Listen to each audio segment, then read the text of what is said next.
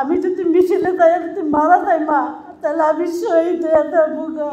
তারপরে দেখি আমার ছেলে ওই যে লাস্টে আমার নিয়ে জুতা কিনছে, ওই জুতা দেখে আমি চিন্তা লাগছি ওই যে আমার বাবা। আমি নাইমের আম্মু শহীদ হয়ে গেছে। আমার ছেলে জুলাই 19 তারিখে সকাল 12টা বাজে ঘরের থেকে বের হয়েছে। আমার নাইমের বন্ধু বললো কি আন্টি আপনার ছেলে না মিছিলে যাইব।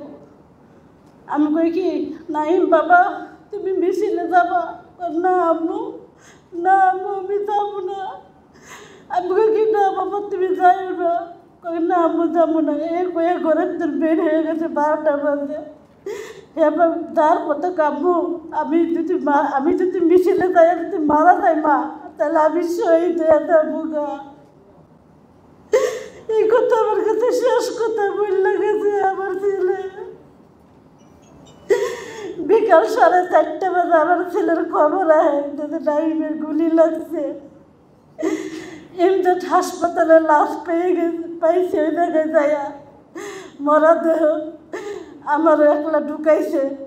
ঢুকানোর পর দেখি 8-10টা লাশ শুয়ে রয়েছে। আমার নিয়ে একা নিছে আমার একা নিয়ে আমার 2-3 দিনের মুখ উড়াইয়া দেখায়। আমাকে কেন আমার ছেলের তো গুলি লাগছে আমার কেন মুখ উড়াইয়া দেখায়।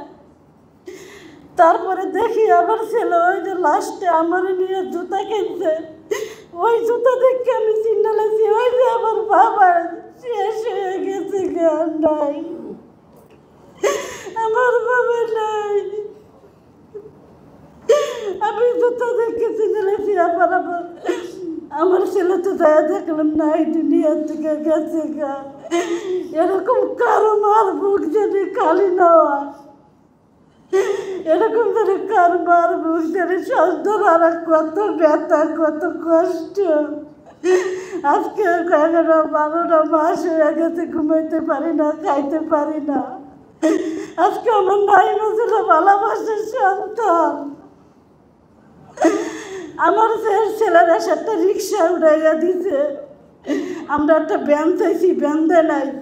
আমরা একটা অ্যাম্বুলেন্স চাইছি আমাকে অ্যাম্বুলেন্স দেয় নাই। আমার ছেলেরা রিক্সায় করে দেওতে কালাপুরে রিক্সা করে আনছি। কত গুলি চালাইতেছে, কত গুলি ইট মারতেছে, গুলি মাথার উপর যাইতেছে। এমন জানে কারো মার বুক জানে খালি রান্না হয়। আসসালামু আলাইকুম। আমি আর কিছু বলতে পারলাম না।